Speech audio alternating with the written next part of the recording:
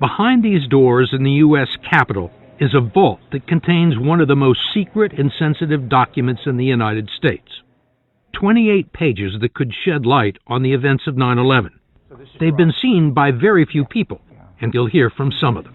I think it is implausible to believe that 19 people, most of whom didn't speak English, could have carried out such a complicated task without some support from within the United States. And you believe that the 28 pages are crucial to this? I think they are a key part.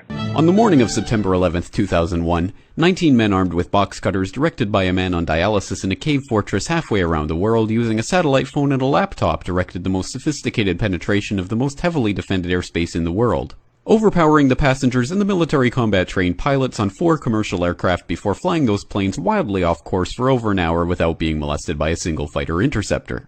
These 19 hijackers, devout religious fundamentalists who like to drink alcohol, snort cocaine, and live with pink-haired strippers, managed to knock down 3 buildings with 2 planes in New York, while in Washington a pilot who couldn't handle a single-engine Cessna was able to fly a 757 in an 8,000-foot descending 270-degree corkscrew turn to come exactly level with the ground, hitting the Pentagon in the budget analyst office where DoD staffers were working on the mystery of the $2.3 trillion that Defense Secretary Donald Rumsfeld had announced missing from the Pentagon's coffers in a press conference the day before, on September 10th, 2001. Luckily, the news anchors knew who did it within minutes. Osama bin Laden. The pundits knew within hours. Osama bin Laden. The administration knew within the day. Terrorists who committed these acts and those who harbored them. And the evidence literally fell into the FBI's lap. That a hijacker's passport was found blocks from the World Trade Center crash site, if you can believe that. But for some reason, a bunch of crazy conspiracy theorists demanded an investigation into the greatest attack on American soil in history. That investigation was delayed, underfunded, set up to fail, a conflict of interest, and a cover-up from start to finish. It was based on testimony extracted through torture, the records of which were destroyed. It failed to mention the existence of WTC-7, Able Danger, P-TECH, Sibel Edmonds, OBL and the CIA, and the drills of hijacked aircraft being flown into buildings that were being simulated at the precise same time that those events were actually happening.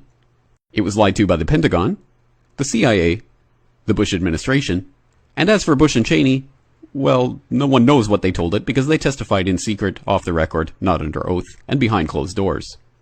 It didn't bother to look at who funded the attacks because that question is ultimately of little practical significance. Still, the 9/11 Commission did brilliantly, answering all of the questions the public had, except most of the victims' family members' questions, and pinned blame on all the people responsible, although no one so much as lost their job, determining the attacks were failure of imagination. Because nobody in our government, at least, and I don't think the prior government that could envision flying airplanes into buildings. Except the Pentagon, FEMA, NORAD, and the NRO. The DIA destroyed 2.5 terabytes of data on Able Danger, but that's okay because it probably wasn't important.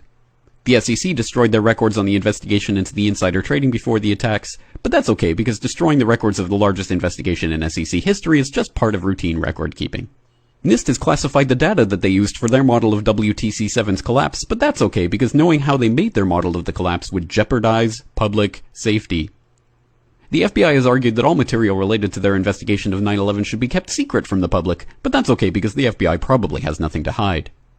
This man never existed, nor is anything he had to say worthy of your attention, and if you say otherwise, you are a paranoid conspiracy theorist and deserve to be shunned by all of humanity. Likewise him, and her. And her, and her, and him. Osama bin Laden lived in a cave fortress in the hills of Afghanistan, but somehow got away. Then he was hiding out in Tora Bora, but somehow got away. Then he lived in Abbottabad for years, taunting the most comprehensive intelligence dragnet employing the most sophisticated technology in the history of the world for a decade, releasing video after video with complete impunity and getting younger and younger as he did so, before finally being found in a daring SEAL team raid which wasn't recorded on video, in which he didn't resist or use his wife as a human shield, and in which these crack special forces operatives panicked and killed this unarmed man, supposedly the best source of intelligence about those dastardly terrorists on the entire planet. Then they dumped his body in the ocean before telling anyone about it. Then a couple dozen of that team's members died in a helicopter crash in Afghanistan. This is the story of 9/11, brought to you by the media which told you the hard truths about his head could be seen to move violently forward. And they took the babies out of the incubators. And mobile production facilities.